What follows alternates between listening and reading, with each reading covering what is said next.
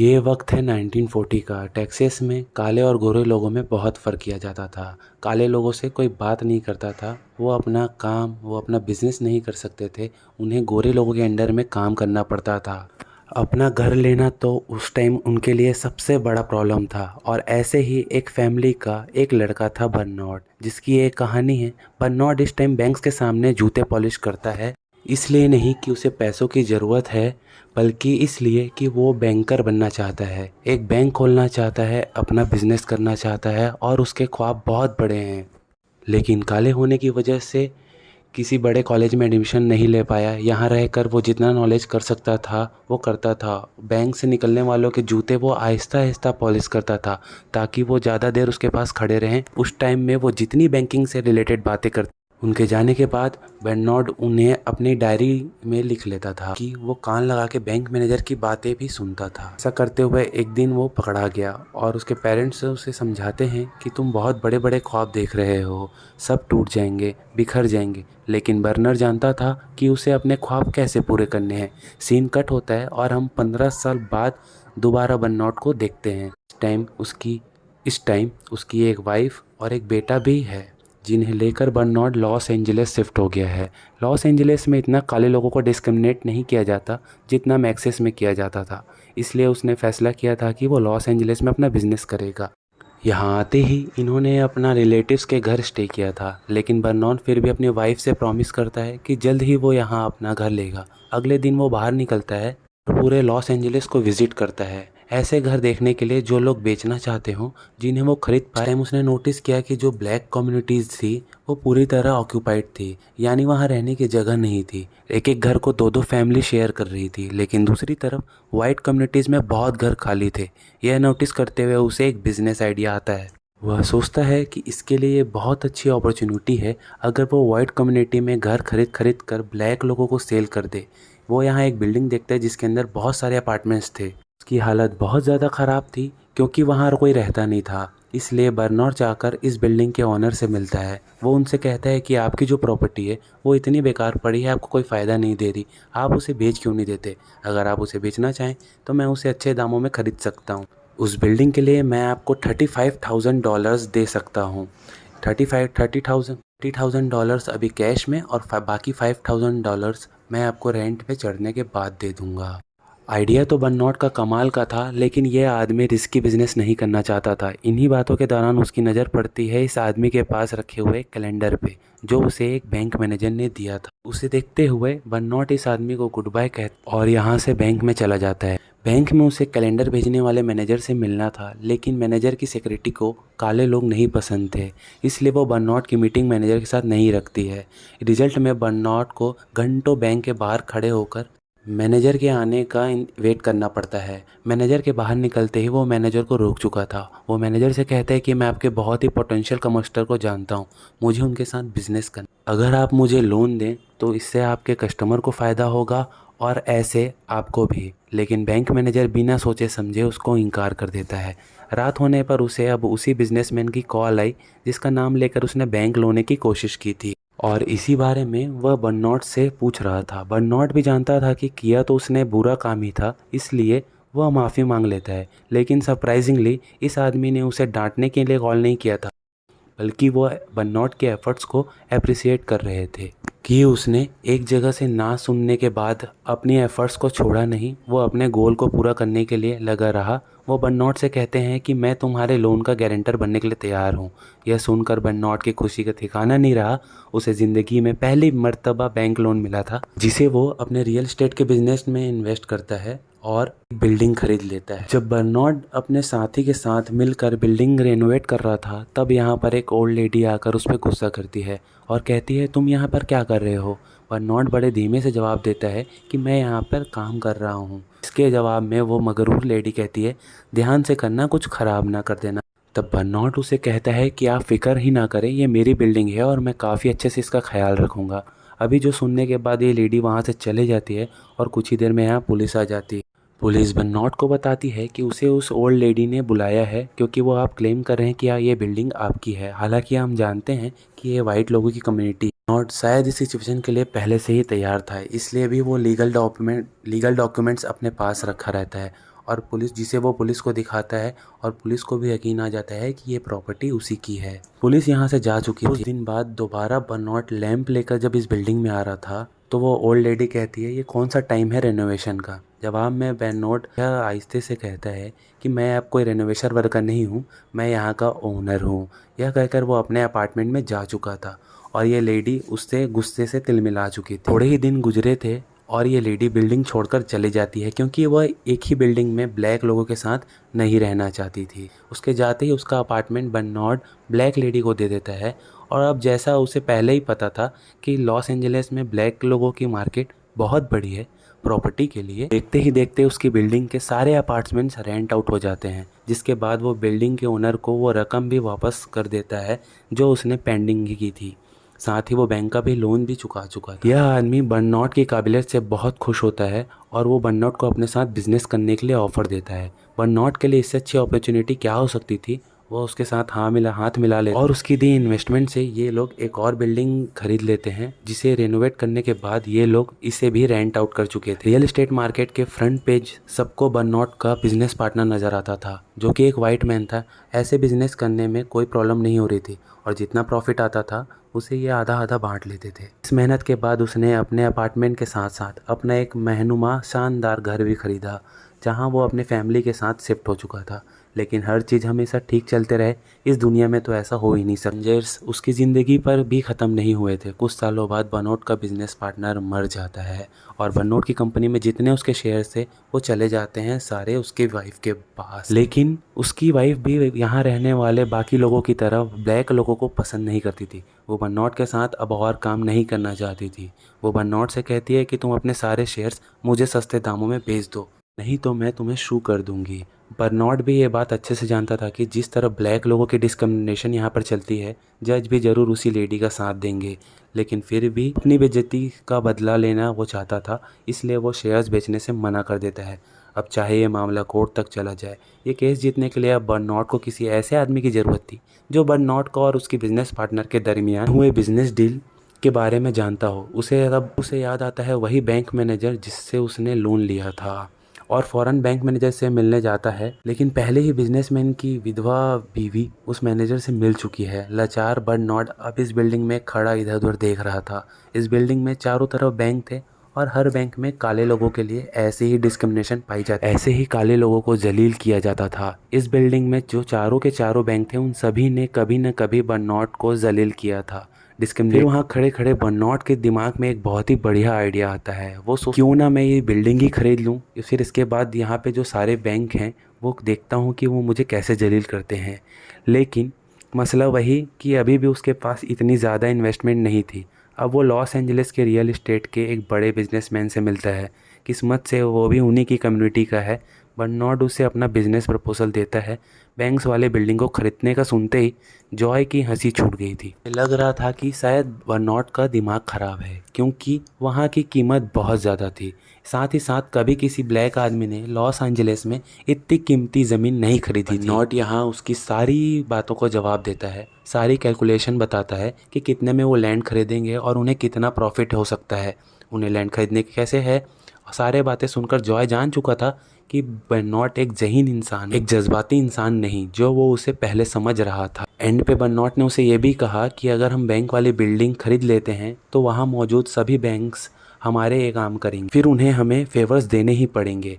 ऐसे इन्वेस्टमेंट मिलना हमें आसान हो जाएगा और हमारा रियल एस्टेट बिजनेस काफ़ी आसानी से आगे बढ़ेगा।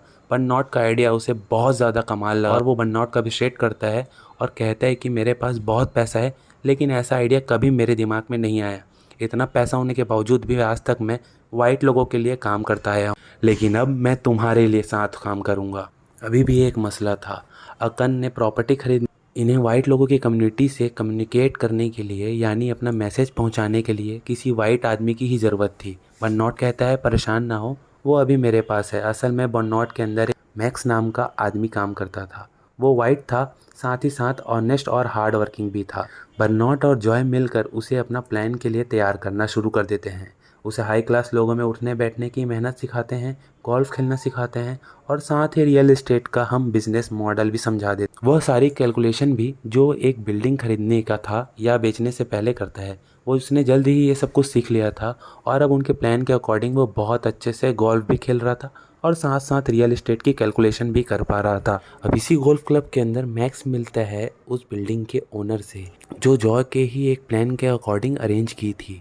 मैक्स इस बिल्डिंग ओनर से बात करते हुए इसे इम्प्रेस करने में कामयाब हो जाता है और ऐसे ही इन्हें बिल्डिंग खरीदने का चांस भी मिल चुका था। लेकिन अभी मैक्स बहुत ज़्यादा परेशान, क्योंकि अब तक जो उसने किया था वो सारा बर्नॉट का प्लान था। आगे अगर उसे डील करनी थी तो वो कैसे करता। तब उसे बर्नॉट कहता है, परेशान ना हो, मैं तुम्हें सब सिखा दूँ। रात में बर्नॉट इस बिल्डिंग के बंद हुए लाइट्स वाले अपार्टमेंट्स गिनता है और कैलकुलेट करता है कि यहाँ पर ऑफिसेस की या और स्पेस है। उनकी फाइनेंशियल वैल्यू कैलकुलेट करने के बाद वो मैस्ट से कहता है कि तुम इन सारे फिगर्स को याद रखना। साथ ही वो मैस्ट को फिगर कैलकुलेट करने का तरीका भी बता चुका था ताकि वो वहाँ जाकर कंफ्यूज ना हो। और जब अगले दिन जब मैस्ट की मीटिंग होती है उस बिजनेसमैन से, तो ये लोग यहाँ बिल्डिंग की इवैल्यूएशन के बारे में बात करते हैं। यहाँ पर बिजनेसमैन का अकाउंटेंट जो उन फिगर्स उन्हें दे रहा था, मैस्ट उन फिगर्स से हमेशा एक हाथ आगे था। ये चीज़ उस बिजनेसमैन को इम्प्रेस कर देती है और बिजनेसमैन अपनी बिल्डिंग बेचने के लिए तैयार हो जाता है।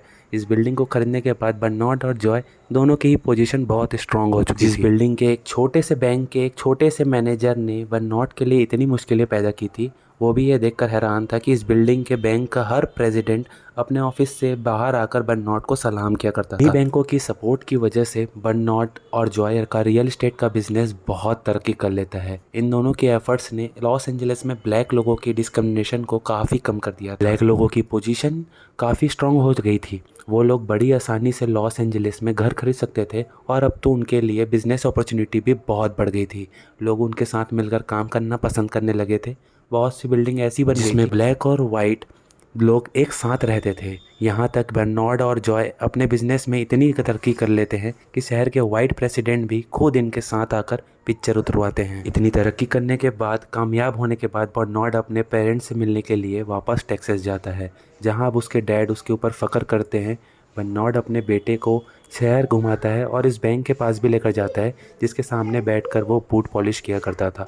वहाँ आज भी एक बच्चा बूट पॉलिश कर रहा है, लेकिन बर्नॉट देखता है कि वो बच्चा ब्लैक लोगों के बूट पॉलिश नहीं कर रहा, सिर्फ वाइट लोगों के बूट पॉलिश कर रहा है, क्योंकि यहाँ वाइट लोगों की इज्जत है।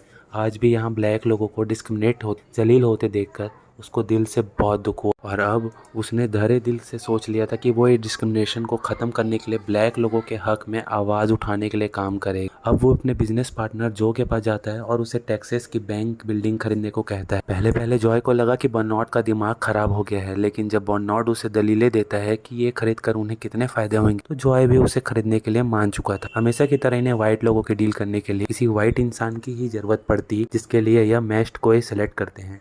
मैस्ट वहाँ जाकर बिल्डिंग के ओनर से बात करता है, जहाँ हमें पता चलता है कि इस बिल्डिंग के दो ओनर हैं, एक सीनियर और एक जूनियर। सीनियर को यह बिल्डिंग देने में कोई एतराज़ नहीं था, लेकिन जूनियर ओनर को कहीं ना कहीं गड़बड़ी फील हो रही थी, पर वो बाकी अथॉरिटीज़ के सामने ज़्यादा कुछ नहीं कर सका। बैंक की बिल्डिंग खरीदने के बाद यह लोग यहाँ बैंक का भी खरीद लेते हैं और यहाँ पर रहने वाले ब्लैक लोगों को बड़ी आसानी से और एक साथ में कर्ज देना चालू कर देते हैं, ताकि वो यहाँ पर अपनी प्रॉपर्टी खरीद सके, अपना बिजनेस कर सकें और वाइट लोगों की तरह ही कामयाब हो पाएँ। सब कुछ बिल्कुल ठीक चल रहा था, लेकिन सिर्फ तब तक जब तक जूनियर अपने बैंक के लोन्स के डिटेल देखना शुरू नहीं कर देता। की डिटेल्स उसकी आंखों के सामने आते हैं तो वह यह देखकर शॉक हो जाता है कि सारे के सारे लोन सिर्फ ब्लैक लोगों को ही दिए जा रहे हैं। लेकिन अब वो मैस्ट के जरिए बर्नॉट और जॉय से मिल लेता है और उन्हें धमकी देता है कि तुमने जो किया वो अच्छा नहीं किया, जो लोन तुमने पास किए हैं उसमें जुर्म में तुम्हें गिरफ्तार भी किया जा सकता है, क्या कि वो सब के सब तुम्हारे फ़ायदे के लिए हैं। वह इन्हें यहाँ धमकी भी दे गया था कि अगले 1 महीने में फेडरल डिपार्टमेंट वाले उनके बैंक को चेक करने के लिए आएंगे और अगर कुछ भी गड़बड़ी निकली तो उन्हें जेल जाना पड़ेगा। यह खबर सुनकर यह तीनों ही डर चुके थे। इन्हें समझ नहीं आ रहा था कि इस मुसीबत से निकले कैसे। तब मैस्ट इन्हें आइडिया देता है कि हमें एक और बैंक खरीद लेना चाहिए, उस बैंक को मैं चलाऊँगा और ये सारे लोन हम वहाँ ट्रांसफ़र कर देंगे। आइडिया बहुत ज़्यादा अच्छा नहीं था, लेकिन फ़िलहाल कोई दूसरा ऑप्शन ना होने की वजह से इन्हें यही करना पड़ा। मैक्स अपना बैंक चलाना शुरू कर देता है और उसका लॉयर बगैर सोचे समझे बहुत से लोन डॉक्यूमेंट्स पे साइन कर देता है। मैस्ट अब इस बैंक को अपने और बेननॉट के अकॉर्डिंग चला रहा था, लेकिन मसला तब पैदा होता है जब इन्हें पता चलता है कि फेडरल गवर्नमेंट बैंक के इंस्पेक्शन के लिए भी आ रहे हैं। और यह सब गेम खेली थी असल में जूनियर ने। मैस्ट बहुत ज़्यादा घबराया हुआ था। उसे रिलैक्स करने के लिए यहाँ वर्कर जैसे कपड़े पहनकर पहुँच जाता है और इंस्पेक्शन टीम की बातें सुनता है। उसे पता चलता है कि लॉयर ने यहाँ पे बहुत सारी गलतियाँ की हुई थी। उसने बहुत सारे ऐसे लोन अप्रूव किए हुए थे जिसका कोई लीगल रीज़न बनता ही नहीं था, और अब उनसे और ऐसे इनके बैंक का लाइसेंस जब्त कर लिया जाता है। बर्नार्ड उनके जाने के बाद ये सारे डॉक्यूमेंट चेक करता है और उसे पूछता है कि इतनी बड़ी बड़ी गलतियाँ कैसे हो गई, तुम्हारा लॉयर अंधा था क्या? और तब मैश उसे बताता है कि ये लॉयर उसे जूनियर ने ही सिलेक्ट करके दिया था, यानी ये सारी गेम शुरू से एंड तक जूनियर ही खेल रहा था। और उस टाइम मैश को अपने गेम के लिए यूज़ किया। वह सिर्फ जॉय और बर्नार्ड को मजा चखाना चाहता था। अब इनके पास सिर्फ यही ऑप्शन था कि ये लोग बैंक को छोड़ दें और कहीं और शिफ्ट हो जाएं, लेकिन मैश को अपना बैंक नहीं छोड़ना था। इसलिए बर्नार्ड की बात ना मानते हुए वो यहाँ एक चाल चलता है अपने ही साथी बर्नार्ड और जॉय के खिलाफ, जिसके चाल के बारे में जॉय को खबर भी हो जाती है। को लेकर जल्द से बैंक में जाता है। बैंक में आती मैस्ट से यहाँ बैंक के डॉक्यूमेंट्स मांगते हैं। इससे पहले कि वो लेकर यहाँ से निकल जाते, यहाँ पे FBI वाले पहुँच चुके थे। डॉक्यूमेंट्स उनके हाथ लग जाते हैं, जिन डॉक्यूमेंट्स में नाम था बर्नार्ड और जॉय का, और ऐसे FBI वाले उन्हें पकड़ चुके थे। कुछ टाइम बाद हमें दिखाया जाता है कि बर्नार्ड और जॉय दोनों अपने लॉयर से मिले हैं। इन्हें कुछ दिनों की बेल पर छोड़ा गया था ताकि ये अपना केस लड़ सके, लेकिन इनके लॉयर इन्हें बताते हैं कि आप लोगों का यहाँ पे केस लड़ना आसान नहीं होगा। मैं जानता हूँ कि जज वाइट लोगों को ही फेवर में फैसला देंगे। दूसरी तरफ मैस्ट भी पकड़ा जा चुका था, लेकिन उसे अपनी आज़ादी चाहिए थी, जिसके लिए यहाँ जज से मिलता है। जज उसे कहते हैं कि तुम अपने साथियों के खिलाफ बयान दे दो, मैं तुम्हें छोड़ दूंगा। और इस बात के लिए मैस्ट मान जाता है। जिसके बाद हम देखते हैं कि बर्नार्ड भी जज से मिलने के लिए आया। ने यहाँ उसे डील दी कि यहाँ तो वो सारे पैसे मैस्ट को दे दे और आज़ादी से ज़िंदगी गुजारे, या फिर अदालत में अपनी मर्ज़ी का बयान दे और फिर जेल चला जाए। उदास बर्नार्ड यहाँ दूसरी ऑप्शन एक्सेप्ट करता है। वो अगले दिन अदालत में अपनी मर्ज़ी का बयान देता है। वो अपने लोगों के हक़ में बात करता है, ब्लैक कम्युनिटी के बारे में बात करता है, कैसे वो यहाँ पर एक आम सादा ज़िंदगी गुजारने के लिए भी स्ट्रगल करते हैं, उन्हें हक़ नहीं मिलता। और यह बयान देने के बाद वो जेल जा चुका था। उसने अपनी कम्युनिटी के लिए अपना सब कुछ गंवा दिया। इनका बैंक दोबारा जूनियर को मिल गया, वो भी कोड़ियों के भाव में। कि वाइट कम्युनिटी से ताल्लुक़ रखता था, इसलिए उसे किसी जुल्म में भी नहीं पकड़ा गया। जिसके बाद कहानी यहाँ से बहुत साल आगे बढ़ गई। आज वो दिन था जब बर्नार्ड और जॉय दोनों को जेल से बाहर निकलना था। बर्नार्ड को लेने के लिए उसकी वाइफ आई थी। यहाँ हम देखते हैं कि अनएक्सपेक्टेडली बर्नार्ड जेल से निकलने के बाद ऐसे खुश है जैसे उसने लाइफ में कुछ खोया ही ना हो और उसके साथ कुछ बुरा ही हुआ ना हो। जॉय बर्नार्ड की वाइफ को हकीकत बताता है कि इन्होंने असल में अपनी कोई प्रॉपर्टी खो ही नहीं। बर्नार्ड की वाइफ हैरानी से पूछती है कि ये सब कैसे किया, तो बर्नार्ड बताता है कि अदालत जाने से पहले एक रात पहले उन्हें मैस्ट की कॉल आई थी। मैस्ट ने जो उनके खिलाफ बयान दिया था वो उसके लिए माफ़ी मांगना चाहता था, और माफ़ करने के बदले मैंने उसे बस एक फेवर मांगी कि तुम हमारी सारी प्रॉपर्टी बेचकर उन पैसे को कहीं और इन्वेस्ट कर दो। उसने बिल्कुल हमारे अकॉर्डिंग काम किया और अब हमारे पास पहले से भी बड़ा रियल एस्टेट का सेटअप है, और वो पूरी ज़िंदगी जिसे वो अब पूरी ज़िंदगी चलाएंगे। इनकी लाइफ अब दोबारा से पहले जैसे नॉर्मल होने वाली थी, जिसे दिखाते हुए यह कहानी ख़त्म हो जाती है। अगर आपको ये कंटेंट अच्छा लगा तो लाइक और सब्सक्राइब कर दीजिए।